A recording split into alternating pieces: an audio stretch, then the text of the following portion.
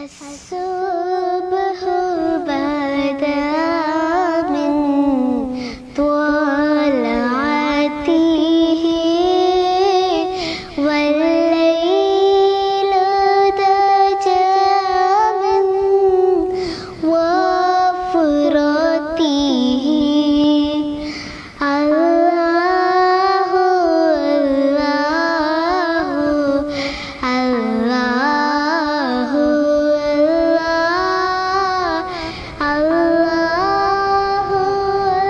আসসালামু আলাইকুম ওয়া রাহমাতুল্লাহি ওয়া বারাকাতুহু। আউযু বিল্লাহি মিনাশ শাইতানির রাজীম। বিসমিল্লাহির রাহমানির রাহিম। لا يتخذ المؤمنون الكافرين أولياء من دون المؤمنين ومن يفعل ذلك فليس من الله في شيء إلا أن تتقوا منهم تقاه ويحذركم الله نفسه وإلى الله المصير. اللهم صل على محمد وعلى آل محمد كما صليت على إبراهيم وعلى آل إبراهيم إنك حميد مجيد. اللهم بارك على محمد وعلى آل محمد كما باركت على إبراهيم وعلى آل إبراهيم إنك حميد মাজিদ। সম্মানিত ওলামায়ে কেরাম, দেশ বিদেশের অসংখ্য দর্শক শ্রোতা মুসলিম ভাই ও বোনেরা, আল্লাহ রব্বুল আলমিনের দরবারে লাখো কোটি শুকরিয়া যে আল্লাহ রব্বুল আলমিন আমাদেরকে দীর্ঘ এক সপ্তাহ পরে শুক্রবার বাদে মাগরিব আল্লাহর গড় মসজিদ নদ্দা সরকার বাড়ি জামে মসজিদে বসে আল্লাহ সুবহানাহু ওয়া তাআলার নাজিলকৃত কোরআনে হাকিম থেকে কয়েকটি আয়াতে কারিমার সংক্ষিপ্তভাবে তাফসির করার এবং শোনার তৌফিক দিয়েছেন। সেই রব্বুল আলমিনের শুকর আদায় করি, সকলে বলি আলহামদুলিল্লাহ। সম্মানিত ভাই ও বোনেরা, যেই সূরা থেকে আমাদের ধারাবাহিক কোরআনে কারিমের তাফসির চলছিল সেই সূরাটির নাম হলো সূরা আলে ইমরান। সূরা আলে ইমরানের ২৭ নম্বর আয়াতে কারিমা পর্যন্ত আমরা গত তাফসিরে আলোচনা করেছি। আজকের তাফসিরে ইনশাআল্লাহ সূরা আলে ইমরানের ২৮ নম্বর আয়াতে কারিমা থেকে আমাদের তাফসির হবে ইনশাআল্লাহ। আমাদের এই কোরআনে কারিমের তাফসির আমাদের বাংলা ভাষাভাষী হাজার হাজার মুসলিম ভাই বোনের অত্যন্ত মহব্বতের এবং পছন্দের তাফসির। বর্তমান বিশ্বের পৃথিবীর প্রায় প্রত্যেকটি দেশেই আমাদের এই তাফসিরুল কোরআনের দর্শক শ্রোতা রয়েছেন আলহামদুলিল্লাহ। জাপানের টোকিও শহরে অনেকগুলো মসজিদে আমাদের এই কোরআনে কারিমের তাফসির শোনানো হয়। তাদের মসজিদের মাইকে আমাদের এই কোরআনে কারিমের তাফসির শোনানো হয় আলহামদুলিল্লাহ। আমার কাছে গত সপ্তাহে জাপান থেকে অনেক ভাই ফোন করে বলছেন যে আমাদের টোকিও শহরে এবং অন্যান্য শহরে যে আলহামদুলিল্লাহ আমাদের এই নদ্দা সরকার বাড়ি জামে মসজিদ পুরা জাপানে পরিচিত, আমি সারা পৃথিবীতে পরিচিত। এখন নদ্দা সরকার বাড়ি জামে মসজিদ পৃথিবীর সব দেশে যাই বললেই চিনে সবাই। তো সেখানে ওনারা আগে মসজিদের সাউন্ড বক্সে লাগাই দিয়ে আমাদের এই তাফসির শুনতেন। তো এখন শুধু সাউন্ড বক্সে না, এখন একবারে মসজিদের মাইকে লাগাই দিয়ে ওনারা আমাদের তাফসির শুনে থাকেন। আর ওখানে ওই বিভিন্ন ভাষাভাষী তাফসির আছে, যেমন ওই জাপানি ভাষার ওলামায়ে কেরাম যারা আছেন তারা কিন্তু কোরআনের তাফসির করেন, কিন্তু তারা তো তাফসির করেন জাপানিজ ভাষায়। তা আমাদের বাংলাদেশি ভাইয়েরা বা বাংলা ভাষাভাষী যারা, তারা তো সেটা বুঝেন না। এই জন্য তারাও ওই তাফসিরের পরিবর্তে, ওই ভাষার পরিবর্তে বাংলা ভাষার তাফসির তারা খুঁজতে থাকেন। তা আলহামদুলিল্লাহ খুঁজতে খুঁজতে তারা আমাদের তাফসির পেয়ে গেছেন। এবং ওখানকার ওলামায়ে কেরাম যারা আছেন, ওই মসজিদের ইমাম সাহেব যারা আছেন, তারাও সবাই বলছেন যে এই তাফসির একেবারে বিশুদ্ধ তাফসির। সুবহান, বলছে আপনারা এই তাফসির নির্দ্বিধায় শুনতে পারেন। আলহামদুলিল্লাহ। এইভাবে সারা পৃথিবীতে এখন আমাদের এই তাফসিরের শ্রোতা দর্শক অসংখ্য অগণিত। ইস্ট লন্ডন জামে মসজিদ, এটার নাম শুনেছেন? পৃথিবীর মধ্যে বড় ধরনের একটা মসজিদ লন্ডনে, ইস্ট লন্ডন জামে মসজিদ। এখানে মানে লন্ডনে যত মুসলিম বসবাস করেন, বেশিরভাগ মুসলিম এই অঞ্চলে বসবাস করেন। সেখানে বিশাল একটা মসজিদ আছে। সেই মসজিদে প্রতি জুমায় হাজার হাজার মুসল্লি হয়। বিশাল মসজিদ, ইস্ট লন্ডন জামে মসজিদ। সেই মসজিদের খতিব হলেন শাইখ আব্দুল কাইয়ুম হাফেজাহুল্লাহ, আব্দুল কাইয়ুম আল মাদানী। তিনি সেই মসজিদের খতিব। তিনি আমাদের বাংলাদেশি, কিন্তু মদিনায় পড়াশোনা করছেন, বড় ধরনের স্কলার। তিনি ওই মসজিদের খতিব। সেই মসজিদের কমিটি এবং মুসল্লিদের পক্ষ থেকে আমাদেরকে দাওয়াত দেওয়া হয়েছে যে ওই মসজিদে খুতবা দেওয়ার জন্য। ইনশাআল্লাহ বলছে আপনি একবার আসবেন, আমাদের এই মসজিদে খুতবা দিবেন। এবং ওই মসজিদের খতিব সাহেব আমাদের তাফসির শুনেছেন, আলোচনা শুনেছেন, অনেক খুশি হয়েছেন এবং মুসল্লিদেরকে বলে দিয়েছেন যে আপনারা এই কোরআনে কারিমের তাফসির ভালো করে শুনবেন। এটা সহি তাফসির, এখানে কোনো ভেজাল নাই। আলহামদুলিল্লাহ। এইভাবে দেশে বিদেশে আলহামদুলিল্লাহ এই কোরআনে কারিমের তাফসির, এটা কোরআনের মুজিজা। এটা আমাদের কারো কারামতিও না, মুজিজাও না। এটা আল্লাহর কোরআন, আল্লাহ পৌঁছানোর ব্যবস্থা করবেন। আল্লাহর বান্দাদের কাছে এটা পৌঁছাবে। এটা আমাদেরকে যে এই খেদমতের সুযোগটা দিচ্ছেন, এটাই আল্লাহর বিরাট নিয়ামত। কিন্তু আল্লাহর কোরআন আমরা তাফসির করলেও আল্লাহর কোরআন পৃথিবীতে পৌঁছবে, আমরা তাফসির না করলেও পৌঁছবে। আল্লাহ বা কাকে দিয়ে কিভাবে পৌঁছাবেন, এটা আল্লাহ সুবহানাহু ওয়া তাআলা ব্যবস্থা করবেন। আমরা যারা তাফসিরের দর্শক শ্রোতা আছি, কি উদ্দেশ্যে আমরা তাফসির শুনি? আল্লাহ এবং আল্লাহ রাসূলের সন্তুষ্টির উদ্দেশ্যে।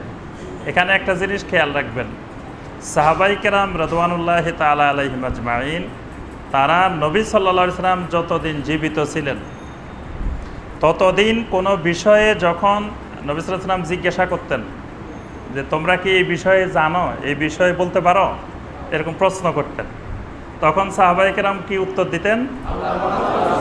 মাশাআল্লাহ, সবাই মুহাদ্দিস, সবাই হাদিস জানে।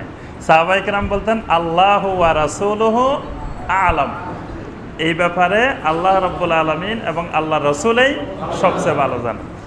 কিন্তু নবী সাল্লাল্লাহু আলাইহি সাল্লামের ইন্তেকালের পরে যখন সাহাবায়ে কেরামকে কোনো প্রশ্ন করা হতো, বা সাহাবায়ে কেরাম কোনো প্রশ্ন করতেন কাউকে, বা সাহাবায়ে কেরাম কোনো ফতোয়া দিতেন, তো শেষে এসে বলতেন ওয়াল্লাহু আ'লামু বিস-সাওয়াব, রাসূলুহু আর বলতেন না। কেন বলতেন না? যে নবী সাল্লাল্লাহু আলাইহি সাল্লাম যতদিন জীবিত ছিলেন ততদিন এই ব্যাপারে নবী সাল্লাল্লাহু আলাইহি সাল্লাম বেশি জানতেন। কিন্তু এখন তো আর নবী সাল্লাল্লাহু আলাইহি সাল্লাম গায়েবের বিষয় জানেন না। এই জন্য এখনও আমাদের সারা দুনিয়ার মুফতিরা যখন ফতোয়া দেন, ফতোয়ার শেষে এসে লিখবেন ওয়াল্লাহু আ'লামু বিস-সাওয়াব, যে এই ব্যাপারে আল্লাহ রাব্বুল আলামিনই সঠিক জিনিস বেশি অবগত। মানে আমি আমার জ্ঞানের আলোকে এই ফতোয়া দিলাম, এর বাহিরে সঠিক ফতোয়া, অরিজিনাল ফতোয়া আল্লাহ রাব্বুল আলামিনই সঠিক জানেন। কিন্তু এখানে বলা হয় না ওয়াল্লাহু ওয়া রাসূলুহু আ'লামু বিস-সাওয়াব। এই জন্য এই বিষয়টা খেয়াল রাখবেন যে আল্লাহ এবং আল্লাহ রসুলের সন্তুষ্টির জন্য না, আল্লাহর সন্তুষ্টির জন্য। বুঝতে পারছেন? কিন্তু নবী সাল্লাল্লাহু আলাইহি সাল্লাম যতদিন পৃথিবীতে জীবিত ছিলেন ততদিন নবী সাল্লাল্লাহু আলাইহি সাল্লামের সন্তুষ্টি মানে আল্লাহর সন্তুষ্টি। তখন নবী সাল্লাল্লাহু আলাইহি ওয়াসাল্লামের সন্তুষ্টি আপনি বলা যাবে, কিন্তু এখন নবী সাল্লাল্লাহু আলাইহি ওয়াসাল্লামের সন্তুষ্টি বলা যাবে না। এখন বলবেন যে আল্লাহর সন্তুষ্টির উদ্দেশ্যে। আচ্ছা, আল্লাহর সন্তুষ্টির জন্য তাফসীর শুনলেন, কিন্তু তাফসীরের আলোকে আমল করলেন না, তাহলে কি আল্লাহ পাক সন্তুষ্ট হবেন? এই জন্য খেয়াল রাখতে হবে, আল্লাহ সুবহানাহু ওয়া তাআলার সন্তুষ্টি অর্জন করতে হলে এই তাফসীর অনুযায়ী আমল করতে হবে। এই আমল নিজে করতে হবে আর অন্যকে করার জন্য দাওয়াত দিতে হবে, তাবলীগ করতে হবে। তাবলীগ সূরা আল মায়েদার ৬৭ নম্বর আয়াত, আল্লাহ পাক তাবলীগ করার নির্দেশ দিয়েছেন। ইয়া আইয়ুহার রাসূল বাল্লিগ মা উনসিলা ইলাইকা মির রাব্বিক, হে আমার রাসূল, বাল্লিগ, আপনি তাবলীগ করেন। তাবলীগ করুন। কিসের তাবলীগ করবেন? মা উনসিলা ইলাইকা মির রাব্বিক, আপনার রবের পক্ষ থেকে যা কিছু আপনার উপরে নাজিল করা হয়েছে। কি কি নাজিল করা হয়েছে? কোরআন এবং সুন্নাহ দুইটাই নাজিল করা হয়েছে, শুধু কোরআন না। কোরআন ওহিয়ে মাতলু, সুন্নাহ হলো ওহিয়ে গায়রে মাতলু। তাহলে দুইটাই নবী সাল্লাল্লাহু আলাইহি ওয়াসাল্লামের উপরে নাজিল করা হয়েছে। এই দুইটার তাবলীগ করার জন্য আল্লাহ পাক নির্দেশ দিয়েছেন। তাহলে কোরআনে কারিমের যে আয়াত আমি শিখব, জানব, বুঝব, এটা নিজে আমল করব এবং অন্যের কাছে সেটার তাবলীগ করব, পৌঁছাই দিব। ঠিক নবী সাল্লাল্লাহু আলাইহি ওয়াসাল্লামের সুন্নাহ, হাদিস, সহিহ হাদিস যেটা আমি জানব, শিখব, সেটা আবার অন্য মুসলিমের কাছে পৌঁছাই দিব। এই পৌঁছানোটার নামই হলো তাবলীগ। তবে তাবলীগের ক্ষেত্রে সতর্ক থাকতে হবে যে তাবলীগে ওহী হবে, তাবলীগে ওহী। তাবলীগ হবে মা উনজিলা ইলাইকা মির রাব্বিক, কোরআনের তাবলীগ এবং সহিহ সুন্নাহর তাবলীগ। আবার তাবলীগ করতে যাই, মুরব্বির তাবলীগ করা যাবে না, যে আমাদের মুরব্বি বলছেন এটা পৌঁছাই দিলাম। তো মুরব্বির কথা পৌঁছানোর দায়িত্ব আমাকে আপনাকে দেওয়া হয় নাই। আমাকে আপনাকে দায়িত্ব দেওয়া হয়েছে আল্লাহর কথা পৌঁছানোর জন্য, আল্লাহর রাসূলের কথা পৌঁছানোর জন্য। এই যে আমরা তাফসীর করি, এটা কি তাবলীগ না? এটাই অরিজিনাল তাবলীগ, আসল তাবলীগ, যে আমরা আল্লাহর কথা আল্লাহর বান্দাদের কাছে পৌঁছাচ্ছি, এটার নাম তাবলীগ। তা আল্লাহর কথা বাদ দিয়ে, রাসূলের কথা বাদ দিয়ে যদি পীর সাহেবের কথা পৌঁছাইতে থাকি, সেটা তাবলীগ না। যদি মুরব্বির কথা পৌঁছাইতে থাকি, সেটা তাবলীগ না। তাবলীগ হলো মা উনজিলা ইলাইকা মির রাব্বিক। এই আয়াত মুখস্থ করে রাখবেন যে তাবলীগ হবে আল্লাহর কথাগুলার তাবলীগ, আল্লাহর কথা আল্লাহর বান্দাদের কাছে পৌঁছাই দেওয়া, আল্লাহর রাসূলের কথা রাসূলের উম্মতদের কাছে পৌঁছাই দেওয়া। তাহলে এই পৌঁছানোর কাজটা শুরু করতে হবে কোথা থেকে? আমি কোরআনের একটা আয়াত জানলাম বা কিছু শিখলাম, শেখার পরে কি এটা পৌঁছানোর জন্য প্রথমে জাপান চলে যাব নাকি? কোথায় যাব? সর্বপ্রথম ঘরে, পরিবার থেকে দাওয়াত ও তাবলীগ শুরু করতে হবে। নবী সাল্লাল্লাহু আলাইহি ওয়াসাল্লাম নবুয়ত লাভের পরে, নবুয়ত লাভ করছেন কোন জায়গায়? মক্কাতে, হেরা গুহাতে। আচ্ছা, সেখানে নবুয়ত পাওয়ার পরে নবী সাল্লাল্লাহু আলাইহি ওয়াসাল্লাম এই নবুয়তের দাওয়াত নিয়ে সর্বপ্রথম কি আবিসে নিয়ে চলে গেছেন? কোথায় দাওয়াত দেওয়া শুরু করছেন? নবী সাল্লাল্লাহু আলাইহি ওয়াসাল্লাম ঘরে এসে সর্বপ্রথম স্ত্রীর কাছে, খাদিজা রাদিয়াল্লাহু তাআলা আনহার কাছে দাওয়াত দিলেন। তারপরে নিজের পরিবারের অন্যান্য সদস্যদের কাছে, আত্মীয় স্বজনের কাছে, প্রতিবেশীর কাছে, তাদের কাছে তো দাওয়াত দিয়েছেন। নবী সাল্লাল্লাহু আলাইহি ওয়াসাল্লাম এই নবুয়ত পেয়ে কিন্তু মক্কা থেকে হিজরত করে তখন আবিসিনিয়া চলে যান নাই, রোম চলে যান নাই, বা অন্য দেশে চলে যান নাই। দাওয়াতটা শুরু করেছেন ঘরের মধ্যে। এখন আমরা এই তাবলীগ, ওহির তাবলীগ, কোরআন সুন্নাহর তাবলীগ শুরু করতে হবে কোথা থেকে? ঘর থেকে। আমার ঘরের সবাই গোমরাহ, আমি নামাজি, বউ নামাজ পড়ে না, এরকম অসংখ্য ভাই আছেন এখানে, আছেন না? মনে কষ্ট নেবেন না, অরিজিনাল কথা, সঠিক কথা। হিসাব নিলে কয়জনের ভাবি নামাজ পড়ে? আমি যদি জিজ্ঞাসা করি যে ভাবি নামাজ পড়ে কিনা, ভাবি ফজরের সময় উঠে কিনা, অনেক ভাইয়ের খবর পাওয়া যাবে যে ভাই ফজরের নামাজে প্রথম কাতারে, ভাবি ঘুম থেকেই উঠে নাই। আছে না? মাশাআল্লাহ, বোঝা যাচ্ছে, সবার কণ্ঠস্বরে বোঝা যাচ্ছে ম্যাক্সিমাম আছে। তারপরে অনেকেই মসজিদে নামাজ পড়তেছি, মেয়ে নামাজ পড়ে না, ছেলে নামাজ পড়ে না। আমি এখানে মসজিদে প্রথম সারিতে এসে বসে আছি, আমার ছেলে ঘুম থেকে উঠে নাই, মেয়ে ঘুম থেকে উঠে নাই, ছেলের বোড়া ঘুম থেকে উঠে নাই, নাতি নাতনির নামাজের খবর নাই। এমনি আমি দিনের বড় মুরব্বী, অনেকে আবার ইমানেরও বিরাট মেহনত করতেছি, কিন্তু মেহনত শুধু নিজের মধ্যে আর বিদেশে, পরিবারে মেহনত নাই। এজন্য আল্লাহর দ্বীনের কোরআন সুন্নাহর তাবলীগ নবীওয়ালা পদ্ধতি, সুন্নত পদ্ধতি হলো নিজের ঘরে শুরু করতে হবে।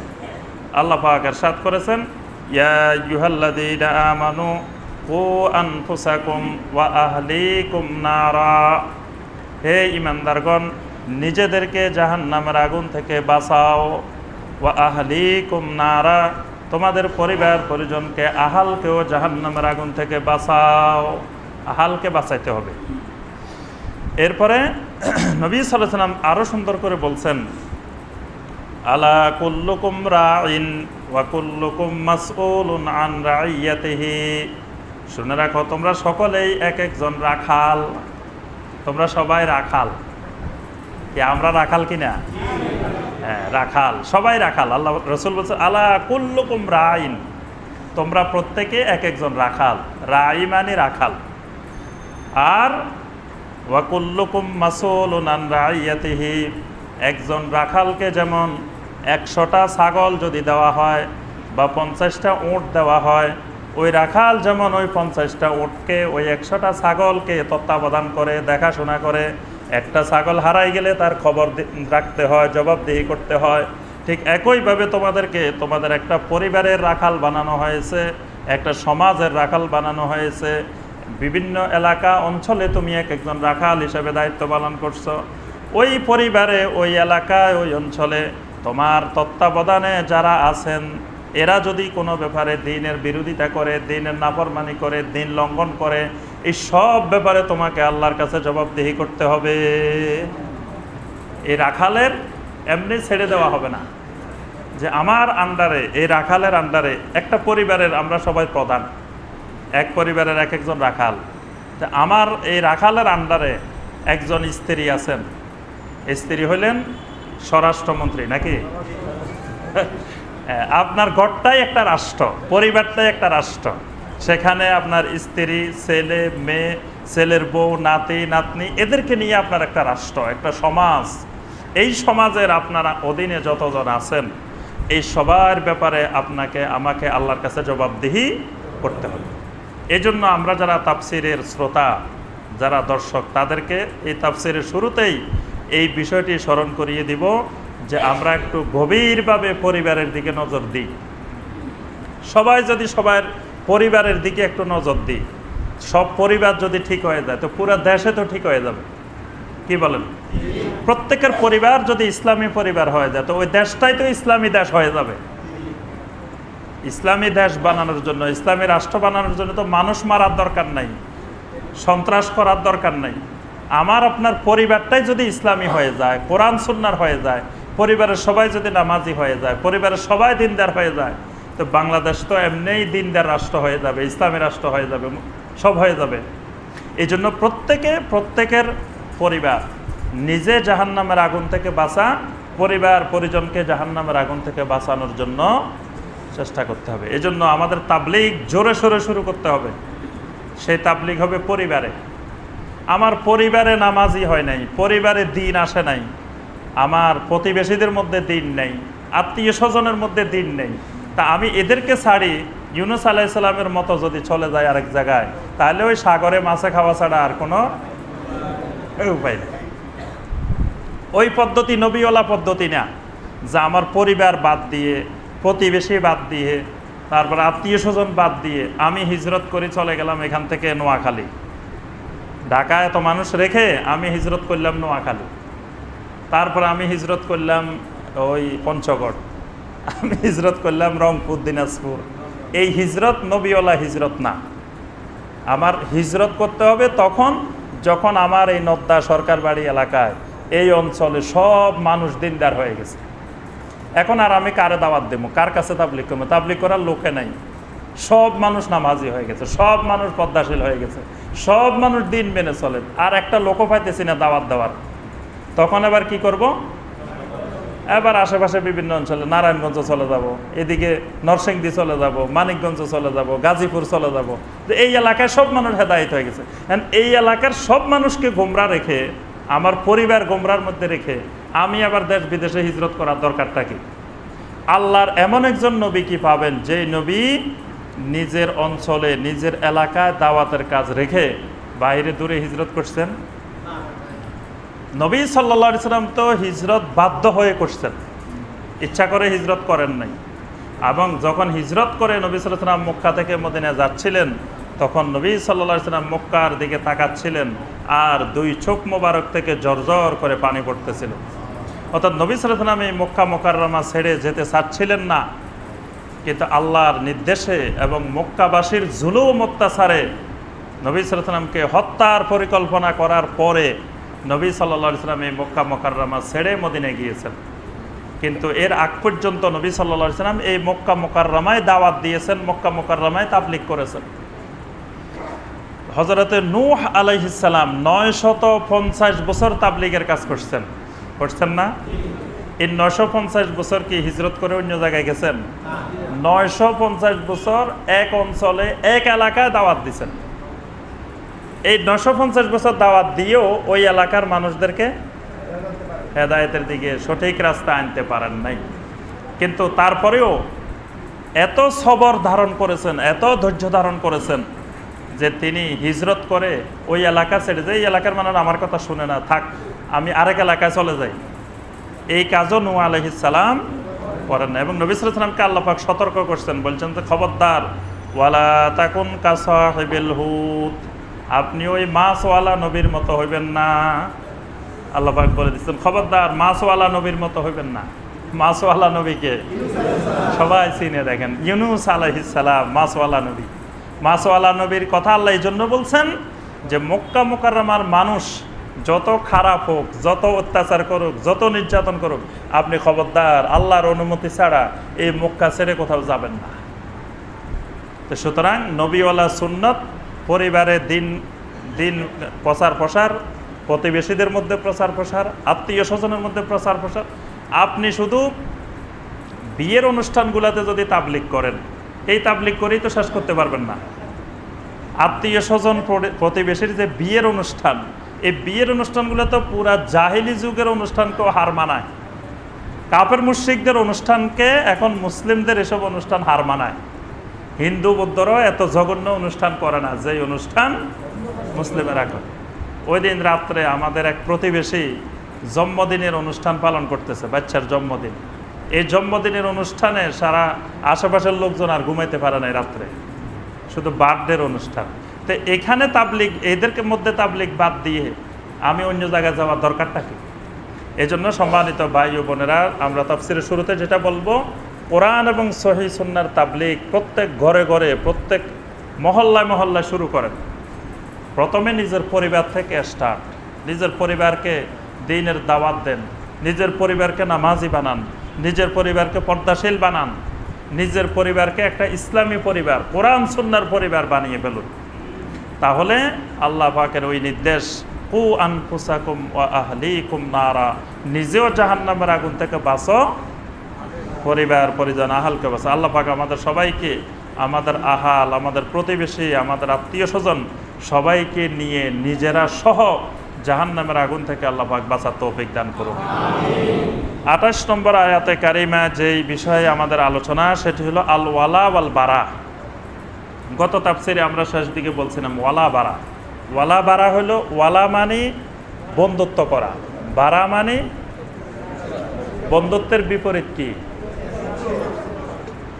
আবার বলবেন না যে শত্রুতা করা। শত্রুতা ভিন্ন জিনিস, বারা ভিন্ন জিনিস।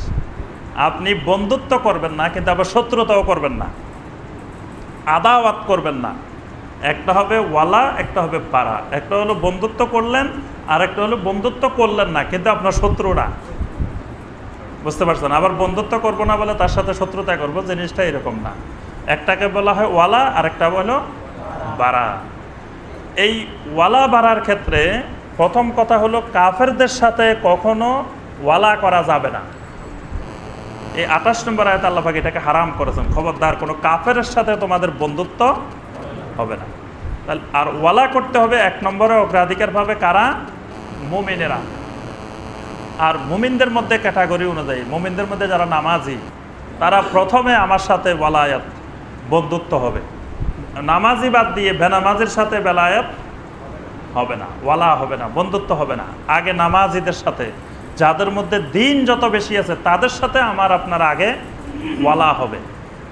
তারপরে পর্যায়ক্রমে সব মুমিনদের সাথে ওয়ালা হবে, তবে তাকওয়ার আলোকে। আল্লাহ পাক 28 নম্বর আয়াতে বলে দিচ্ছেন, লা ইয়াত্তাখিযুল মুমিনুনাল কাফিরিনা আউলিয়া। কোন মুমিন যেন কোনো কাফেরকে আউলিয়া হিসাবে গ্রহণ না করে, বন্ধু হিসাবে গ্রহণ না করে, ওয়ালা হিসাবে গ্রহণ না করে, মিন দুনিল মুমিনিন, অন্য মুমিনদেরকে বাদ দিয়ে, অন্য মুমিন বাদ দিয়ে কাফেরের সাথে তার বন্ধুত্ব, এই কাজ যেন মুসলিমেরা কোনো অবস্থায় না করে। ওয়ামাইয়া ফাল যালিকা, যদি কেউ এরকম করে, ফালাইসা মিনাল্লাহি ফি শাই, এই ব্যাপারে আল্লাহর পক্ষ থেকে কোনো কিছুই তার সাথে নাই। তার অর্থ হলো সে কাফেরের সাথে বন্ধুত্ব করলে আল্লাহর সাথে বন্ধুত্ব বিচ্ছিন্ন হয়ে যাবে। আর তার বন্ধুত্ব যদি মুমিনদের সাথে হয় তাহলে আল্লাহর সাথেও তার বন্ধুত্ব থাকবে। কিন্তু মুমিনদের সাথে বন্ধুত্ব বাদ দিয়ে কাফেরের সাথে বন্ধুত্ব করলে আল্লাহ পাক বলতেছেন আল্লাহর সাথে তার কোনো বন্ধুত্ব থাকবে না। ইল্লা আন তাত্তাকু মিনহুম তুকাহ, তবে কিছু কিছু ক্ষেত্রে ব্যতিক্রম হবে। যদি তোমাদের জীবন নিয়ে আশঙ্কা হয়, তাকিয়া, এটাকে বলা হয় তাকিয়া। শিয়ারা আবার এই তাকিয়া বেশি গ্রহণ করে, আমরা ততটুকু গ্রহণ করি না। আমরা শুধুমাত্র আহলুস সুন্নাহ ওয়াল জামাত এতটুকু তাকিয়াকে অনুমোদন দিই যতটুকু না হইলেই নয়। যেমন কোনো ব্যক্তি কাফেরদের অত্যাচারে, নির্যাতনে আর সহ্য করতে পারছে না, তাকে মেরে ফেলবে, তখন যদি সে তার জীবন বাঁচানোর জন্য, জীবন রক্ষা করার জন্য সে যদি মুখ দিয়ে দিন বিরোধী কথাও বলে কিন্তু অন্তরে তার দিন বিদ্যমান থাকে, তাহলে এটা ইসলাম অনুমোদন দেয়। এবং হাদিসের মধ্যে এসেছে এক সাহাবীকে কাফেররা ধরে নিয়ে গিয়ে কঠিন নির্যাতন করেছে। নির্যাতনের এক পর্যায়ে গিয়ে বলছে, তুমি যদি মুহাম্মদ সাল্লাল্লাহু আলাইহি ওয়াসাল্লামকে গালি দাও তাহলে তোমাকে ছেড়ে দিব। ওই সাহাবী বাধ্য হয়ে নবী সাল্লাল্লাহু আলাইহি ওয়াসাল্লামকে গালি দিয়েছেন। পরে ওই সাহাবী কাঁদতে কাঁদতে রাসূল সাল্লাল্লাহু আলাইহি ওয়াসাল্লামের কাছে আসছেন, এসে বলছেন, ইয়া রাসূলুল্লাহ সাল্লাল্লাহু আলাইহি ওয়াসাল্লাম, আমি তো এমন জঘন্য অপরাধ করে ফেলেছি, আমার ঈমান আছে কিনা সেটা বলতে পারি না, আমি তো আপনাকে গালি দিয়েছি। নবী সাল্লাল্লাহু আলাইহি ওয়াসাল্লাম জিজ্ঞাসা করলেন, যখন তুমি আমাকে গালি দিচ্ছ মুখ দিয়ে, তখন তোমার অন্তরের অবস্থা কেমন ছিল? তিনি বললেন, ইয়া রাসূলুল্লাহ সাল্লাল্লাহু আলাইহি ওয়াসাল্লাম, আমার অন্তরের অবস্থা পরিপূর্ণ ঈমানের উপরে ছিল, অন্তরে বিন্দুমাত্র ঘাটতি হয় নাই আপনার প্রতি মহব্বত, কিন্তু আমি বাধ্য হয়ে এই কাজটা করেছি। নবী সাল্লাল্লাহু আলাইহি ওয়াসাল্লাম বললেন, আল্লাহ পাক তোমার অন্তরের ঈমান তোমার অন্তরেই বিদ্যমান রাখবেন, আর তুমি ভবিষ্যতে কখনো যদি এরকম পরিস্থিতির সম্মুখীন হও তো এই পন্থা তুমি অবলম্বন করতে পারো। সুবহানাল্লাহ।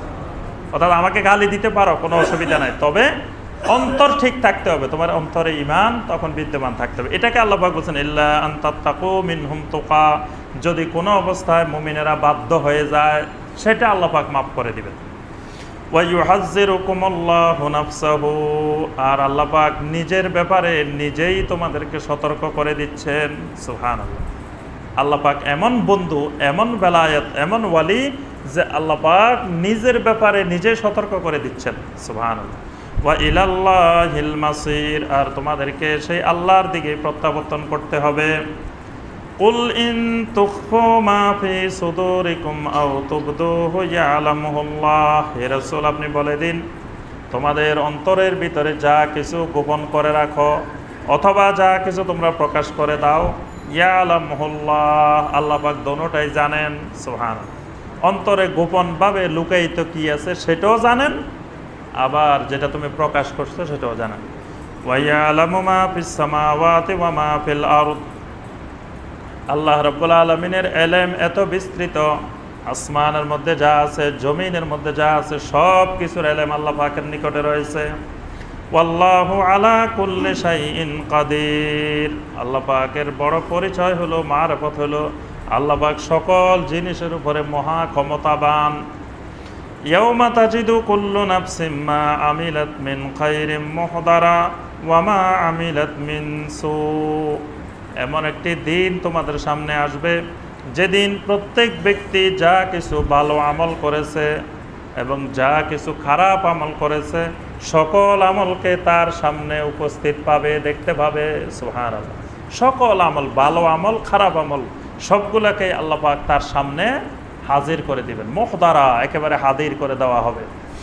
তাওয়াদ্দু লাউ আন্না বাইনাহা ওয়া বাইনাহু আমাদাম বাঈদা, যার আমলগুলো ওয়ামা আমিলাত মিনসু, খারাপ আমলগুলো যাকে হাজির করা হবে, দেখানো হবে, ওই মানুষ চাইবে, পছন্দ করবে লাউ আন্না বাইনাহা ওয়া বাইনাহু আমাদাম বাঈদা, যদি এই দিনের মধ্যে আর তার মধ্যে দীর্ঘ সময়ের ব্যবধান হয়ে যেত। অর্থাৎ এই কিয়ামতের ময়দানটা এত তাড়াতাড়ি না এসে এটা যদি আরও একটু দেরিতে আসতো, বিলম্বে আসতো, তাহলেই তার জন্য আরও কল্যাণ হয়তো। সে মনে করতেছে যে আরে এই দিনটা যদি এত তাড়াতাড়ি না আসতো। ওয়ায়ুহাজ্জিরুকুমুল্লাহু নাফসাহু, আল্লাহ পাক তোমাদেরকে আবার পুনরায় নিজের ব্যাপারে সতর্ক করে দিচ্ছেন। ওয়াল্লাহু রাউফুম বিল ইবাদ, আল্লাহ পাক সতর্ক এই জন্যই করেন, আল্লাহ পাকের একটি বড় পরিচয় হলো আল্লাহ আল্লাহর বান্দাদের প্রতি অত্যন্ত স্নেহশীল। সুবহানাল্লাহ। আল্লাহর বান্দাদের উপরে আল্লাহ পাক একেবারে রাউফ, আল্লাহর একটা নামেই নির্ধারণ করে নিয়েছেন, রাউফ। আল্লাহ পাক একেবারে স্নেহশীল, মহা স্নেহশীল। এমন স্নেহশীল যে স্নেহ মাও করতে পারে না, বাবাও করতে পারে না, দুনিয়ার কোনো মানুষ করতে পারে না। আল্লাহ পাক এইরকম স্নেহশীল। কুল ইন কুনতুম তুহিব্বুনাল্লাহা ফাত্তাবিউনি ইউহিব্বুকুমুল্লাহু ওয়া ইয়াগফির লাকুম যুনুবাকুম ওয়াল্লাহু গফুরুর রহিম। সূরা আলে ইমরানের 31 এবং 32 নম্বর আয়াত। এই দুটি আয়াতকে সবাই মুখস্থ করবেন। এক যুগান্তকারী এবং হাজার হাজার মাসআলার গোড়া, হাজার হাজার মাসআলার মূল এই দুটি আয়াত, 31 নম্বর আয়াত আর 32 নম্বর আয়াত, এই দুটি মুখস্থ করে রাখতে হবে। এই আয়াতে কারিমে আল্লাহ পাক একটি দ্বীনের মূল বুনিয়াদি বিষয়, যে আল্লাহ পাকের নিকটে বান্দা যত ইবাদত করবে এই ইবাদত কবুলের একটি গুরুত্বপূর্ণ শর্ত। আল্লাহ পাক মানুষদেরকে কি জন্য সৃষ্টি করেছেন? সূরা জারিয়াতের 56 নম্বর আয়াতে আল্লাহ পাক বলে দিয়েছেন, ওয়ামা খালাকতুল জিন্না ওয়াল ইনসা ইল্লা লিয়াবুদুন, আমি মানুষ আর জিন এই দুই সম্প্রদায়কে সৃষ্টি করেছি একমাত্র আমার ইবাদতের জন্য। ওই ইবাদত যদি আল্লাহর কাছে কবুল হইতে হয় তাহলে একটি গুরুত্বপূর্ণ শর্ত হলো মুতাবাআতুস সুন্নাহ। সেই ইবাদতটি হুবহু রাসূলুল্লাহ সাল্লাল্লাহু আলাইহি ওয়াসাল্লাম যেভাবে করেছেন সেভাবে হইতে হবে। সেভাবে না হলে ওই ইবাদত আল্লাহ পাক কবুল করবেন না। এই কথা আল্লাহ পাক স্পষ্ট করে এখানে বলে দিয়েছেন। কুল ইন কুনতুম তুহিব্বুনাল্লাহ, রাসূল আপনি বলুন যদি তোমরা আল্লাহকে ভালোবাসতে চাও, আল্লাহ রাব্বুল আলামিনকে মহব্বত করতে চাও, তো দুনিয়াতে এমন মুমিন আছে যে মুমিন আল্লাহকে মহব্বত করে না? মুমিন আল্লাহকে মহব্বত করেন বলেই তো ঈমান আনছেন। ওয়াল্লাযীনা আমানু আশাদ্দু হুব্বাল লিল্লাহ, আল্লাহর কাছে মুমিন, একজন মুমিনের কাছে আল্লাহর মহব্বতটাই হলো সবচেয়ে বড় মহব্বত। মা বাবা, আত্মীয় স্বজন, তারপরে সন্তান সন্ততি, যা তার প্রিয় জিনিস হয় সব কিছুর চেয়ে সে সবচেয়ে বেশি ভালোবাসবে কাকে? আল্লাহ রাব্বুল আলামিন। তো সুতরাং আল্লাহকে যদি কেউ ভালোবাসতে চায় তো ভালোবাসার তরিকা কি হবে, ভালোবাসার পদ্ধতি কি হবে, ভালোবাসার সিস্টেমটা কি হবে? কেউ আল্লাহকে ভালোবাসে, আল্লাহর সাথে প্রেম করে, তো প্রেম করে যদি মানে বিভিন্ন কথাবার্তা আল্লাহকে লক্ষ্য করে বলতে থাকে তাহলে কি আল্লাহর সাথে মহব্বত হবে? আল্লাহর সাথে মহব্বত করার একটি মাত্র তরিকা, সেটা হলো ফাত্তাবিউনি, ফাত্তাবিউনি। সেই তরিকাটার নাম হলো ইত্তেবাউর রাসূল সাল্লাল্লাহু আলাইহি ওয়াসাল্লাম। রাসূল সাল্লাল্লাহু আলাইহি সাল্লামের ইত্তেবা। ইত্তেবা মানে অনুসরণ। অনুসরণটা একটু বেশ কম আছে, সব অনুসরণ একরকম না। একটা হলো তাকলিদ, তাকলিদও অনুসরণ, আবার ইত্তেবাও অনুসরণ। আমরা ইমামের কি করি নামাজের মধ্যে? একটা হলো ইক্তেদা, একটা হলো ইত্তেবা। তো আমরা কি ইমাম সাহেবের সাথে যখন জামাতে নামাজ পড়ি তখন ইমাম সাহেবের ইক্তেদা করি না ইত্তেবা করি? হ্যাঁ, কিন্তু আমরা তো নিয়তের মধ্যে বলি ইক্তাদাইতু বিহাযাল ইমাম, এই ইমামের ইক্তেদা করলাম। ইক্তেদা হলো ইমাম সাহেব যদি ভুলও করে সেটাও আমি মেনে নিচ্ছি, ইমাম সাহেব যা করে অনুসরণ করব, এটার নাম ইক্তেদা। আল্লাহ পাক বলছেন শুধুমাত্র ইক্তেদা করতে বলছেন সিরাতে মুস্তাকিমের, ওয়া আন্না হাযা সিরাতি মুস্তাকিমান ফাত্তাবিউহু। আরেক আয়াতে বলছেন ফাবিহুদাহু মুক্তাদি, তোমরা তাদের হেদায়েতের ইক্তেদা করো। তাদের হেদায়েত বলতে সাহাবায়ে কেরামের হেদায়েত, সাহাবায়ে কেরামের হেদায়েতের ইক্তেদা করতে বলছেন। কিন্তু ইমাম সাহেবের আমরা ইক্তেদা করি না, কি করি? ইত্তেবা করি। এই জন্য ইমাম সাহেব যখন উল্টাপাল্টা করে আমরা পিছন থেকে তাকবীর দিয়ে সতর্ক করে দিই, খবরদার ইমাম সাহেব, আপনি কিন্তু ডাইনে বামে উল্টা চলে যাচ্ছেন। বলি না? কি বলি? আল্লাহু আকবার বলি আমরা, কিন্তু আল্লাহু আকবারটা ঠিক না, বলতে হবে সুবহানাল্লাহ। সুবহানাল্লাহ বলা মানে আপনি সঠিক রাস্তা নাই, ডাইনে বামে চলে গেছেন। আর আল্লাহু আকবার বলা মানে আপনি সঠিক রাস্তায় আছেন। যতক্ষণ সঠিক রাস্তায় আছে ততক্ষণ আল্লাহু আকবার। যখন ইমাম সাহেব উল্টাপাল্টা ডাইনে বামে চলে যাবে তখন হবে সুবহানাল্লাহ। আমরা বলি পিছন থেকে আল্লাহু আকবার। এখন আল্লাহু আকবার বলে তো ইমাম সাহেব ঠিক আছে, এটাই বোঝা যাবে। তাহলে ইমাম সাহেবের ইত্তেবা অনুসরণ করি। অনুসরণ এই জন্য করি যে আমরা জামাতে সালাত আদায় করতে হলে একজনকে ইমাম বানাইতে হবে, এই জন্য বানাই। তার অর্থ এই নয় যে উনি যা বলবো তাই মেনে নিব। তিনি যতক্ষণ আমার রাসূলের পদ্ধতিতে নামাজ পড়াবেন ততক্ষণ ওনাকে মানি। যখন উনি আমার রাসূলের পদ্ধতিতে করবেন না তখন আর ওনাকে মানি না। এই জন্য অনেক ভাই মাঝে মাঝে প্রশ্ন করে যে এই ভিতরের নামাজ রমজান মাসে আমরা যখন ভিতর জামাতে পড়ি তো ইমাম সাহেব আল্লাহু আকবার বলে না তৃতীয় রাকাতে? আল্লাহু আকবার বলে হাত তোলে, রাফুল ইয়াদাইন করে। রাফুল ইয়াদাইন ভিতরে করে, যে যেখানে রাসূল করেন নাই সেখানে রাফুল ইয়াদাইন করে। হাদিসে আসছে ওয়াকানা ইয়ারফাউ ইয়াদাইহি ফিল কুনুত, রাসূলুল্লাহ সাল্লাল্লাহু আলাইহি সাল্লাম কুনুতের মধ্যে দুই হাত উত্তোলন করতেন। দুই হাত উত্তোলন করতেন মানে কি? এমনি করতেন? এমনি করতেন, এইভাবে করতেন। যে নবী সাল্লাল্লাহু আলাইহি সাল্লাম যখন দোয়ায়ে কুনুত পড়তেন তখন দুই হাত তুলতেন। এটা দিয়ে এক ইসলামিক সেন্টার থেকে সহি কোরআন সুন্নাহ নামাজের বই লেখা হয়েছে। ওই বইটা আমার কাছে আছে এবং আমি এটা পুরাটা তাহকিক করছি, যে হাদিসগুলো দলিল দিয়ে দিয়ে দলিল দেওয়া হয়েছে। ওদের অনেকগুলো হাদিস আছে জাল হাদিস, কিছু আছে দঈফ হাদিস। তো এই হাদিসটা দিয়ে ভিতরের তাকবীরের দলিল দেওয়া হয়েছে যে ওয়াকানা ইয়ারফাউ ইয়াদাইহি ফিল কুনুত, রাসূলুল্লাহ সাল্লাল্লাহু আলাইহি ওয়াসাল্লাম কুনুতের মধ্যে দুই হাত উত্তোলন করতেন। এই দুই হাত উত্তোলন হলো নবী সাল্লাল্লাহু আলাইহি ওয়াসাল্লাম এইভাবে হাত তুলে দোয়া করতেন এবং দোয়ার মধ্যে এটা সুন্নত, সেটারে বানানো হয়েছে এইভাবে আল্লাহু আকবার। আচ্ছা যাই হোক, এখন ইমাম সাহেব যখন করতেছে তখন আমি করব কিনা? এখানে আমি করব না, কারণ ইমাম সাহেব রাসূলের নির্দেশ লঙ্ঘন করতেছে, তাই বলে আমি করব কেন? বুঝতে পারছেন? হ্যাঁ, এই জন্য ইমাম সাহেব করলে করুক, কিন্তু আমি জানি এটা রাসূলের করেন নাই, এটার পক্ষে কোনো দলিল নেই, বাস আমি করব না। কথা বুঝতে পারছেন? এটার নাম হলো ইত্তেবা।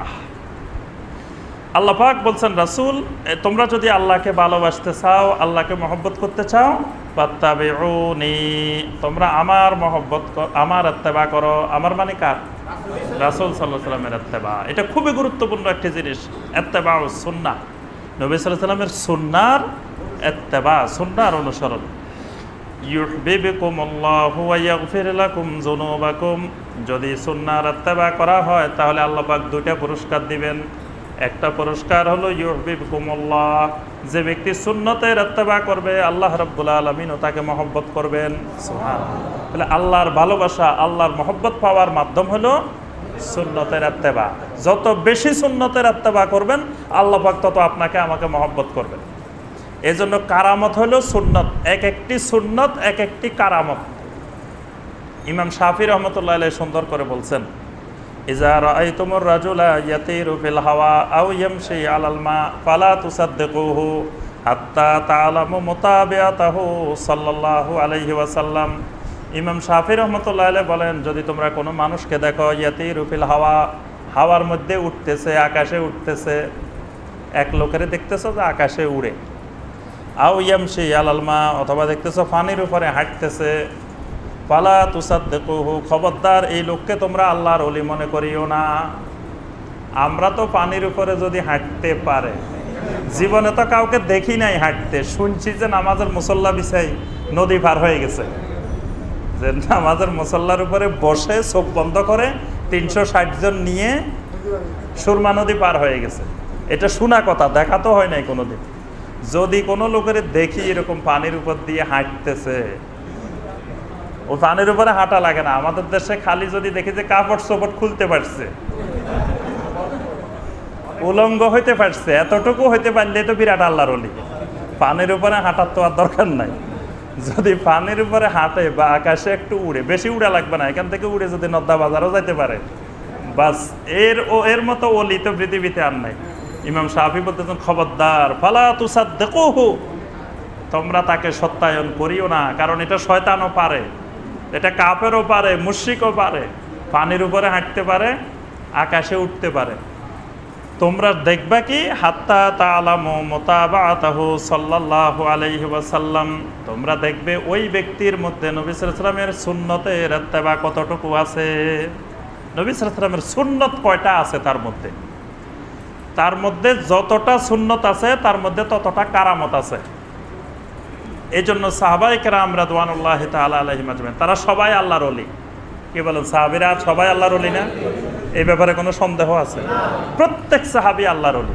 আচ্ছা, এক একজনের কয়টি অলৌকিক ঘটনা প্রকাশ পাইছে হাদিসের মধ্যে? দেখেন, এত বড় বড় সাহাবী, অলৌকিক ঘটনার কোনো কারামতের বয়ান নাই। যদি আল্লাহর ওলির কারামত বর্ণনা যেভাবে আমাদের দেশে হয়, আল্লাহর ওলির কারামতের উপরে শুধু বই লেখা হয় যে এই হুজুরের শুধু কারামত, এক হুজুরের এক বই। তো এরকম কয়েক লক্ষ হুজুর মিললেও তো এক সাহাবী হবে না। তাহলে এক হুজুরের যদি এক বই কারামতের লাগে, তাহলে এক সাহাবীর কত লক্ষ কারামতের বই লাগবে, অথচ তাদের কারামতের উপরে কোনো বইয়ে নাই। এত বড় বড় আল্লাহর ওলি, তাদের একটা অলৌকিক ঘটনার কোনো বর্ণনাও আমরা পাই না। তাহলে তাদের ওলি হওয়ার কারামত কি? ইত্তেবাউস সুন্নাহ। সাহাবায়ে কেরাম সবাই আল্লাহর ওলি, তারা আল্লাহর ওলি হয়েছেন সুন্নতের ইত্তেবা করে।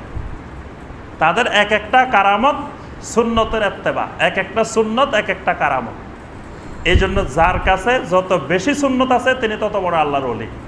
অলৌকিক ঘটনা আল্লাহর ওলি প্রকাশের মাধ্যম নয়। এটা আমাদের দেশের মারাত্মক ভ্রান্ত ধারণা। মানে মনে করে যে ওলি মানেই হলো তার মধ্যে কিছু অলৌকিক ঘটনা থাকতে হবে। এই জন্য অলির ব্যবসার মাধ্যম হলো অলৌকিক ঘটনার বয়ান। এজন্য ওই মূল হুজুরের আগে আরো 4-5 জন রাখা হয়। হুজুর বয়ান করবেন রাত 10টায়, মূল যিনি মুরিদ বানাবেন, তো ওই হুজুরের 10টা পর্যন্ত, আসরের পর থেকে 10টা পর্যন্ত যারা বয়ান করবেন তারা শুধু হুজুরের কারামত বয়ান করবেন। আমাদের হুজুরের যে মাদ্রাসা ভেঙ্গে নদীতে চলে যাচ্ছিল, হুজুর খালি খিজির আলাইহিস সালামের কাছে একটা চিঠি পাঠিয়ে দিয়েছেন, বাস মাদ্রাসা ভাঙ্গা বন্ধ হয়ে কয়েক মাইল দূরে চলে গেছে। এইভাবে কারামতের বয়ান 10টা পর্যন্ত, বাস মানুষের আস্তে আস্তে আস্তে আস্তে নরম বানাইতেছে, মানে পকেট থেকে টাকা বের করার জন্য আস্তে আস্তে আনতেছে। ওই যে শিকারি যেমন দেখবেন যে ধরার জন্য কৌশল ফাঁদ পাতে, বাস এই মানুষগুলারে, সহজ সরল মানুষগুলাকে ব্যবসার হাতিয়ার পরিণত করার জন্য আস্তে আস্তে আনতেছে। আনতে আনতে আনতে আসল শিকার হইব 10টায়, এর আগ পর্যন্ত আস্তে আস্তে নরম করতেছে। আর নরম করার মাধ্যম হলো কারামত। তখন আপনি মনে করবেন যে আল্লাহু আকবার, যে পীর সাহেব, যে হুজুর আসতেছে, বিশাল কারামত, শত শত কারামত শুনতে শুনতে, বাস এই হুজুরের পাগড়ি ধরলেই তো জান্নাত। বাস হুজুরের পাগড়ি ধরার জন্য বসে আছেন, হুজুরের পাগড়িও ধরবেন, পকেটও খালি করবেন। এখন সব গরু ছাগল লইয়ে রওনা দিবেন সব ওইদিকে। এটা হলো দ্বীনের ব্যাপারে ভ্রান্ত ধারণা। মানে আল্লাহর ওলি হওয়ার জন্য সবচেয়ে বড় শর্ত হলো ইত্তেবায়ে রাসূল। রাসূল সাল্লাল্লাহু আলাইহি ওয়াসাল্লামের সুন্নতের ইত্তেবা। ওয়া ইয়াগফির লাকুম যুনুবাকুম, সুন্নতের ইত্তেবা করলে আল্লাহ পাক আরেকটা পুরস্কার দিবেন, আল্লাহ পাক তার তোমাদের সমস্ত গুনাহগুলোকে মাফ করে দিবেন। সুবহানাল্লাহ। তাহলে আর কি দরকার? একজন মুমিনের আল্লাহ পাক তাকে মহব্বত করবেন, তার সকল গুনাহও মাফ করে দিবেন। তো এই লোকের আর দরকারটা কি? এই লোকের গুনাহ সব মাফ, আল্লাহও তাকে মহব্বত করে। তাহলে এই গুনাহ মাফ এবং আল্লাহর মহব্বত পাওয়ার একমাত্র মাধ্যম হলো ফাত্তাবিউনি ওয়াল্লাহু গফুরুর রহিম। আল্লাহ পাক হলেন গফুর, আল্লাহ পাক হলেন রহিম। কুল আতিউল্লাহ ওয়ার রাসূল, রাসূল আপনি বলেন তোমরা আল্লাহর আনুগত্য করো আর রাসূলের আনুগত্য করো। এখানে কিন্তু ৩ নম্বর আনুগত্য আসে নাই, এই জন্য বলছে যে ৩১ আয়াতও মুখস্থ লাগবে, ৩২ও লাগবে। ৩২ নম্বর আয়াতে আল্লাহ পাক বলেন কুল আতিউল্লাহ ওয়ার রাসূল, আল্লাহর আনুগত্য করো, রাসূলের আনুগত্য করো। আর কারো আনুগত্য করতে এখানে কিন্তু বলা হয়নি। কিন্তু অন্য আয়াতে আল্লাহ পাক বলছেন আতিউল্লাহ ওয়া আতিউর রাসূল ওয়া উলিল আমরি মিনকুম, আল্লাহর আনুগত্য করো, রাসূলের আনুগত্য করো, উলিল আমরদেরও আনুগত্য করো। উলিল আমর কারা? আল উলামা ওয়াল হুকামা, এই দুইটা মনে রাখবেন, আল উলামা ওয়াল হুকামা। তাফসীর ইবনে কাসিরে এটাই বলছেন যে উলিল আমর হলো আল উলামা ওয়াল হুকামা। হুকামা হলো যারা শাসনকর্তা, যারা প্রশাসক, প্রশাসনে যারা আছেন তারাও উলিল আমর, আবার ওলামায়ে কেরাম তারাও উলিল আমর। তাহলে ওলামায়ে কেরামের আনুগত্য করতেও আল্লাহ পাক বলছেন, কিন্তু শর্ত দিয়েছেন কি? ওই ওলামায়ে কেরাম যে আনুগত্যের কথা বলবেন সেটা হবে আতিউল্লাহ ওয়া আতিউর রাসূল। আল্লাহ পাক আল্লাহর আনুগত্যের ক্ষেত্রেও বলছেন আতিউ, রাসূলের আনুগত্যের ক্ষেত্রেও বলছেন আতিউ, কিন্তু উলিল আমরের আনুগত্যের ক্ষেত্রে বলেন নাই ওয়া আতিউ উলিল আমরি মিনকুম। এখানে আতিউ শব্দ আল্লাহ বলেন নাই, কারণ ওই অন্ধ আনুগত্য তাকলিদে আমা কোনো আলেমেরও করা যাবে না, কোনো শাসকেরও করা যাবে না, অন্ধ আনুগত্য। এই জন্য সেখানে আনুগত্য করতে হবে ওলামায়ে কেরামের। ওলামায়ে কেরামের আনুগত্য না করে আপনি দ্বীনের উপরে চলতে পারবেন না। কিন্তু ওলামায়ে কেরামের আনুগত্য ততক্ষণ পর্যন্ত যতক্ষণ ওই ওলামায়ে কেরাম আতিউল্লাহ আতিউর রাসূলের উপরে থাকবেন। এখানে আল্লাহ পাক ওই কথাটা বলছেন কুল আতিউল্লাহ ওয়ার রাসূল, রাসূল আপনি বলেন তোমরা আল্লাহর আনুগত্য করো, রাসূলের আনুগত্য করো। ফাইন তাওয়াল্লাউ ফাইন্নাল্লাহা লা ইউহিব্বুল কাফিরিন, এরপরে আল্লাহ এবং রাসূলের আনুগত্য থেকে যদি মুখ ফিরিয়ে নাও, আল্লাহ পাক এই সকল কাফেরদেরকে পছন্দ করেন না। এখানে মারাত্মক ভাষায়, কঠিন ভাষা আল্লাহ বলছেন যে আল্লাহ এবং রাসূলের আনুগত্য থেকে যদি মুখ ফিরিয়ে নেয় এদেরকে আল্লাহ পাক ফতোয়া দিয়েছেন কাফেরিন। এই জন্য রাসূল সাল্লাল্লাহু আলাইহি ওয়াসাল্লামের সহিহ হাদিস বা আল্লাহ পাকের কোনো আয়াত সুস্পষ্ট পাওয়ার পরে কেউ যদি এগুলা থেকে মুখ ফিরিয়ে যদি কোনো ওলামার আনুগত্য, কোনো ইমামের আনুগত্য সেটাকে অগ্রাধিকার দেয়, আল্লাহর আয়াত বাদ দিয়ে, রাসূল সাল্লাল্লাহু আলাইহি ওয়াসাল্লামের সহিহ হাদিস বাদ দিয়ে ইমামের কথাকে অগ্রাধিকার দেয়, এটাও কিন্তু মারাত্মক কুফরির কথা আল্লাহ পাক এখানে বলছেন। ফাইন তাওয়াল্লাউ, যদি ওই কোরআন আর সুন্নাহর, কোরআন আর সহিহ হাদিস, আল্লাহর রাসূলের আনুগত্য থেকে কেউ মুখ ফিরিয়ে নেয়, তাহলে আল্লাহ পাক বলছেন ইন্নাল্লাহা লা ইউহিব্বুল কাফিরিন, আল্লাহ পাক এই সকল কাফেরদেরকে পছন্দ করেন না। ইন্নাল্লাহা আস্তাফা আদম ওয়া নূহা ওয়া আলা ইব্রাহিম ওয়া আলা ইমরান আলাল আলামিন। আরবের মানুষেরা 4 জন মানুষকে সবাই সম্মান করত, সবাই চিনত। একজন হলেন আদম আলাইহিস সালাম, একজন হলেন নূহ আলাইহিস সালাম, একজন ইব্রাহিম আলাইহিস সালাম, আরেকজন ঈসা আলাইহিস সালাম। তো আল্লাহ পাক এই সকল মানুষদেরকে একত্রিত করে আল্লাহ পাক বলতেছেন ইসলাম ওই আদম আলাইহিস সালামকেও নবী হিসাবে স্বীকৃতি দেয়, নূহ আলাইহিস সালামও নবী, ইব্রাহিমও নবী, ঈসা আলাইহিস সালামও নবী, অর্থাৎ সবাইকে ইসলাম এক দল, ইসলামভুক্ত একই পরিবারের সদস্য মনে করে।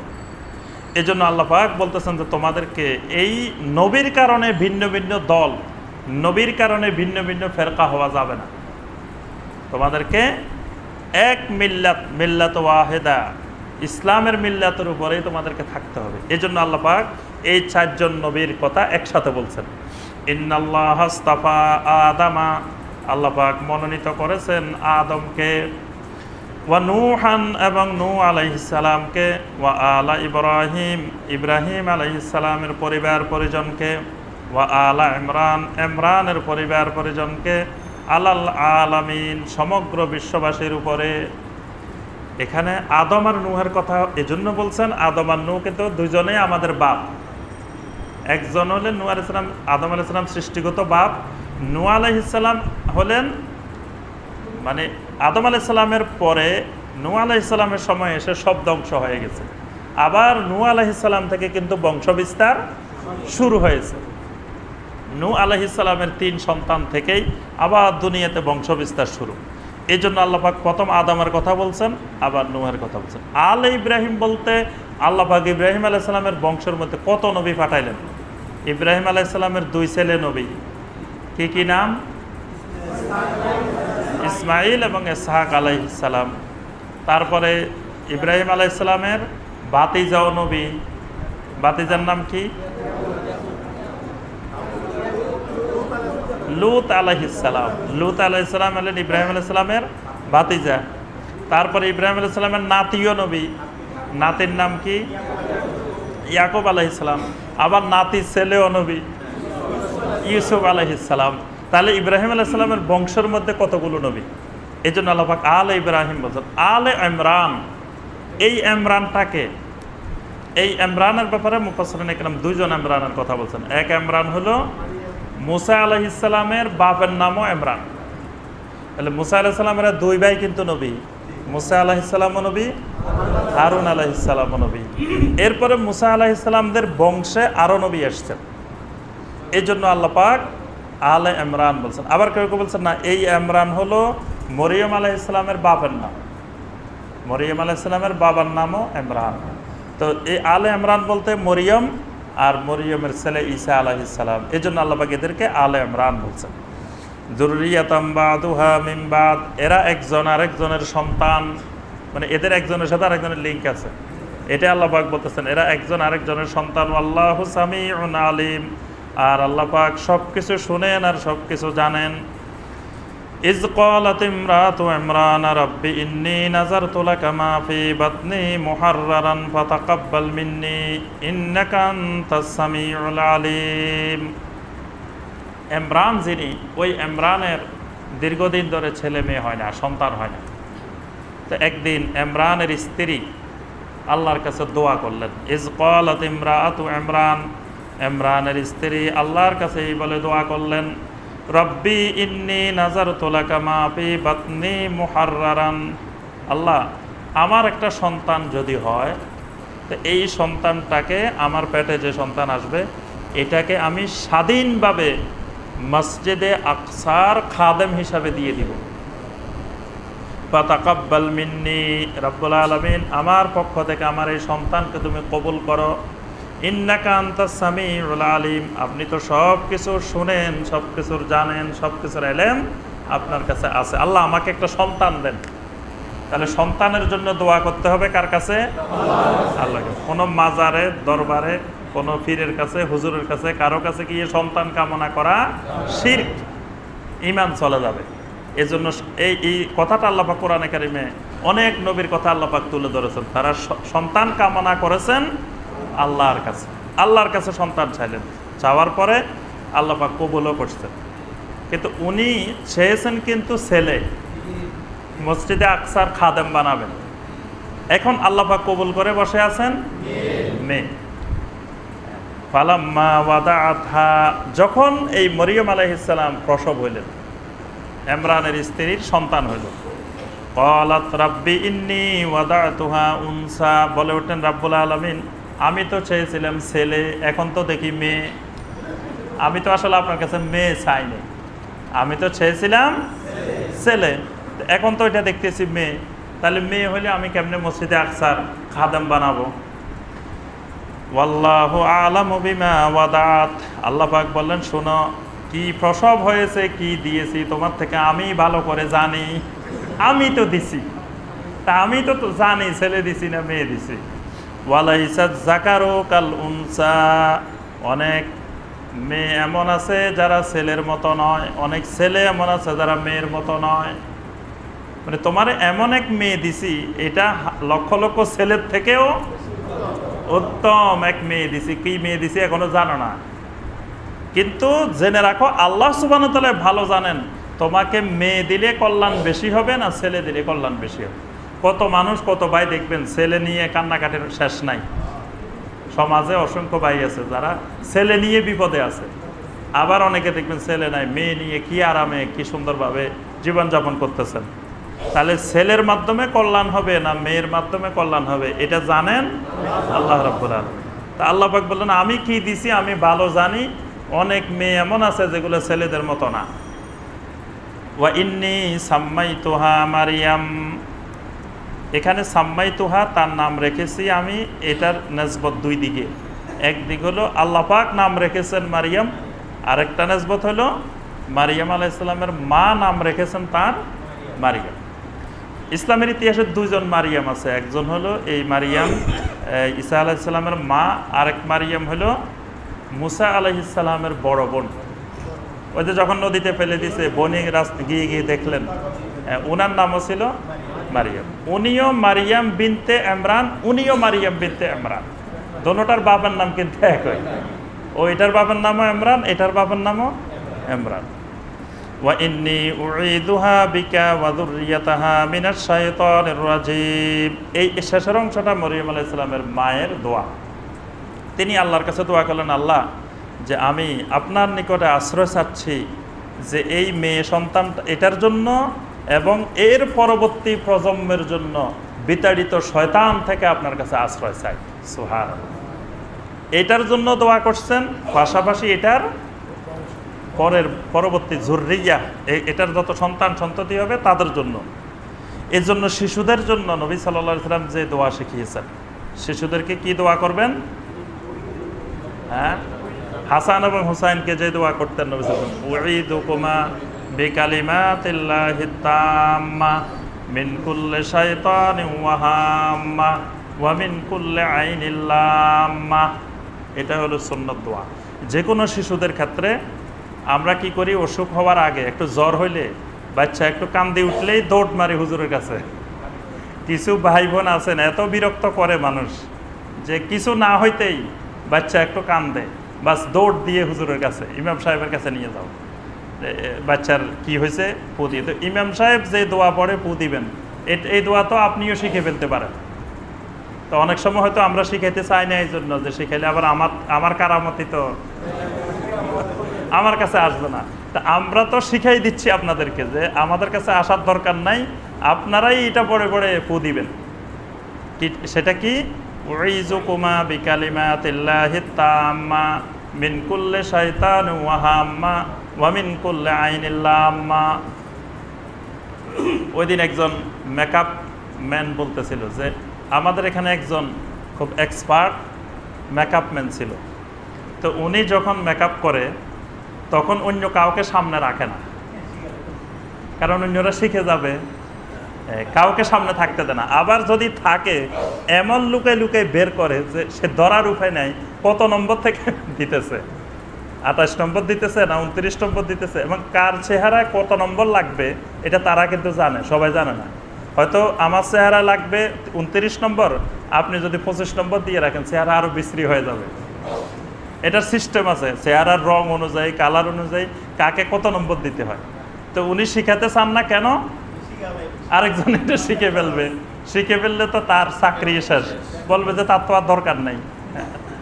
তো এখানে নবী সাল্লাল্লাহু আলাইহি সাল্লাম আমাদেরকে কত সুন্দর বিষয় স্পষ্ট করে শিখিয়ে দিয়েছেন উম্মতকে, যে তোমরা শিশুদেরকে যত রকমের বদনজর, যত খারাপ দৃষ্টি, তারপরে কোনো জিন ভূতের কোনো খারাপ দৃষ্টি, তারপরে কোনো শয়তানের খারাপ দৃষ্টি, এই সব কিছু থেকে তোমরা আল্লাহর কাছে আশ্রয় চাও। তা আল্লাহর কাছে আশ্রয় চাওয়ার মাধ্যম হলো এই দোয়া। এই দোয়াটা সূরা আল ইখলাস, সূরা আল ফালাক, সূরা আন নাস, সূরা আল ফাতিহা, আয়াতুল কুরসি, বাস এই দোয়াগুলো পড়ে পড়ে পু দিবেন মা বাবা, কারো কাছে নেওয়ার দরকার নেই। আরেক ধরনের মা বাবা আছে আমাদের দেশে, মূর্খ মা বাবা, যে সন্তানের কিছু হইলে তাবিজ তোমার তামিমা এতগুলো দিয়ে বাচ্চার গলা ভর্তি করে রাখে, যে খালি ওই এই শয়তান থেকে, বদনজর থেকে, বিভিন্ন কিছু থেকে হেফাজত করবে। আবার কিছু মা বাবা, জাহেল মা বাবা আছে, এখান থেকে কালো কালো কালি দিয়ে টিপ দিয়ে রাখে, যে বদনজর যাতে না লাগে। এগুলো সব শিরিক। ওই কালো ইয়া লাগাই দেওয়া, এটাও শিরিক। তারপরে গলার মধ্যে এতগুলা লটকায় রাখা, এগুলোও শিরিক। তারপর আরও বিভিন্ন পদ্ধতি আছে, এই সবগুলা শিরক। এগুলো শিরকি পদ্ধতি। সুন্নত পদ্ধতি হলো উইজুকুমা বিকালিমাতিল্লাহি তাম্মা মিন কুল্লি শাইতানিন ওয়া হাম্মা ওয়া মিন কুল্লি আইনিল লাম্মা। এটা পড়ে পু দিবেন। তারপরে ওই যে সূরাগুলোর কথা বললাম, এই সূরাগুলো পড়ে।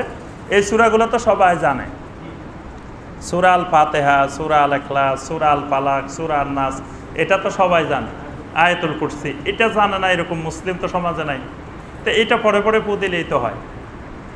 এজন্য এই মরিয়ম আলাইহিস সালামের মা এই দোয়াটাই আল্লাহর কাছে করছেন, যে উইজুহা বিকা ওয়া যুররিয়াতাহা মিনাশ শাইতানির রাজিম ফাতাকাব্বালাহা রাব্বুহা বিকাবুলিন হাসানিন।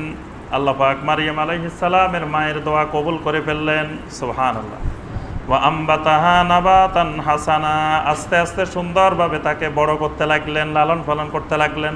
ওয়া কাফফালাহা জাকারিয়া, এখন তো তিনি আগে নিয়ত করছেন, আল্লাহর কাছে মান্নত করে রাখছেন মসজিদে আকসার খাদেম বানাবেন। আল্লাহর পক্ষ থেকে নির্দেশ আসলো যে এটাকে মসজিদে আকসার ইমাম হলেন জাকারিয়া আলাইহিস সালাম। তো যেহেতু জাকারিয়া আলাইহিস সালাম আবার তার খালুও হয়, আবার মসজিদে আকসার ইমাম। তো বলা হলো যেহেতু নিয়ত করা হয়েছে ওনাকে মসজিদে আকসার খাদেম করা হবে, তো মসজিদে আকসার পাশে একটি রুমে নিয়ে মরিয়ম আলাইহিস সালামকে রাখা হলো। কুল্লামা দাখালা আলাইহা জাকারিয়াল মেহরাব ওয়াজাদা ইনদাহা রিজকা, ওই যেখানে রাখা হয়েছে ওইটাকে আল্লাহ পাক নাম দিয়েছেন মেহরাব। মারিয়াম আলাইহিস সালাম যে রুমটার মধ্যে, যে কক্ষে ছিলেন, সেটাকে আল্লাহ বলছেন মেহরাব। ওই মেহরাবের মধ্যে মারিয়াম আলাইহিস সালামকে রাখা হতো। এখন জাকারিয়া আলাইহিস সালাম বাইরে থেকে তালা বন্ধ করে চলে যেতেন। এখন বাইরে থেকে ঢুকলে দেখতেন যে মারিয়াম আলাইহিস সালামের কাছে এমন এমন ফল ফলাদি যেটা বর্তমান সিজনে পৃথিবীর কোথাও নাই।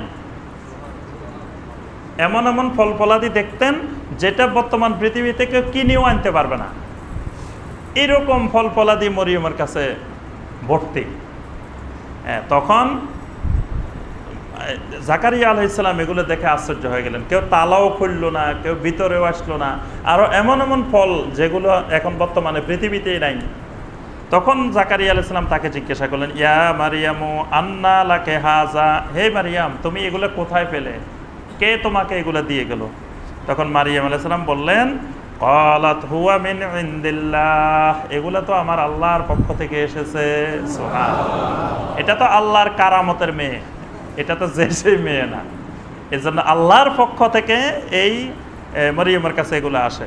এবং মরিয়ম আলাইহিস সালাম আরো বলতেন, ইন্নাল্লাহা ইয়ারযুকু মান ইয়াশাউ বিগাইরি হিসাব, আল্লাহ পাক যাকে ইচ্ছা করেন তাকে বেগাইরি হিসাব রিজিক দান করেন। দেখেন মরিয়ম আলাইহিস সালাম ছোটবেলায়ও আল্লাহর উপরে তার ঈমান, আকীদা, ইলম কেমন। আমাদের বুড়া হয়ে গেল এটা জানে না আল্লাহ রিজিক দেয়। আর মারিয়াম আলাইহিস সালাম শিশু অবস্থায় বলতেছেন, ইন্নাল্লাহা ইয়ারযুকু মান ইয়াশাউ বিগাইরি হিসাব, আল্লাহ পাক যাকে ইচ্ছা করেন বেগাইরে হিসাব রিজিক দান করেন। এরপরে বা জাকারিয়া আলাইহিস সালাম আল্লাহর কাছে দোয়া করছেন যে যেই আল্লাহ মারিয়ামকে বদ্ধ করে তালা মারা ঘরে যদি রিজিক পৌঁছায় দিতে পারেন, বাইরে থেকে কোনো দিক থেকে মানুষ ঢুকার কোনো রাস্তা নাই, সেখানে আল্লাহ পাক এই ফল ফলাদি রিজিক মারিয়ামের কাছে পৌঁছায় দেয়, তো সেই আল্লাহ তো আমাকেও একটা সন্তান দিতে পারে। তখনই জাকারিয়া আলাইহিস সালাম আল্লাহর কাছে দোয়া করেছেন, আল্লাহ তুমি আমাকেও একটা সন্তান দাও। এই জন্য আল্লাহর কাছে এরকম বলবেন না যে আল্লাহ আমাকে তুমি সন্তান দিলে আমি আকিকা দিব, সন্তান দিলে এটা করবো, এরকম মান্নত করবেন না। মান্নত হলো আল্লাহ দিতেই হবে, না দিয়ে যাইবা কই, আমি তোমার গোলাম, আমাকে না দিয়ে তুমি দিবা কাকে? যেহেতু আল্লাহর গোলাম, তো মালিকের কাছে এরকম আবদার করার অধিকার আছে না? আল্লাহ আমি একমাত্র তোমার কাছে চাই, আর কোনো পীর আউলিয়া বুজুর্গ দরবেশ কারো কাছে আমি চাই না, তোমার কাছে সরাসরি চাই, আর তুমি আমাকে দিতেই হবে। জাকারিয়া আলাইহিস সালাম এরকম দোয়াই করছেন যে আল্লাহ তুমি আমাকে একটা এরকম সন্তান দাও, তুমি যদি এরকম বদ্ধ করে খাবার পৌঁছায় দিতে পারো, ফল ফলাদি পৌঁছায় দিতে পারো, তা আমাকে দিতে তো কোনো অসুবিধা নেই। আল্লাহ পাক জাকারিয়া আলাইহিস সালামের দোয়া কবুল করছেন। জাকারিয়া আলাইহিস সালামকে একটা সন্তান দিয়েছেন, তার নাম হলো ইয়াহইয়া। ইনশাআল্লাহ আগামী তাফসিরে 38 নম্বর আয়াতে কারিমা থেকে আমাদের তাফসির হবে ইনশাআল্লাহ। আল্লাহ পাক আমাদের সবাইকে কোরআনে কারিমের এই আয়াতগুলোর আলোকে আমল করার তৌফিক দান করুন। আল্লাহ পাক আমাদের সবাইকে পরিবার পরিজন সহ সবাইকে জাহান্নামের আগুন থেকে আল্লাহ পাক বাঁচার তৌফিক দান করুন। সবাইকে কোরআন এবং সুন্নাহর ইতাআত করার, আনুগত্য করার আল্লাহ পাক তৌফিক দান করুন। সবাইকে ইত্তেবাউস সুন্নাহ, সুন্নাহর অনুসরণ করার তৌফিক দান করুন। আমিন ইয়া রাব্বাল আলামিন। সুবহানাকা আল্লাহুম্মা বিহামদিকা আশহাদু আল্লা ইলাহা ইল্লা আনতা আস্তাগফিরুকা ওয়া আতুবু ইলাইক।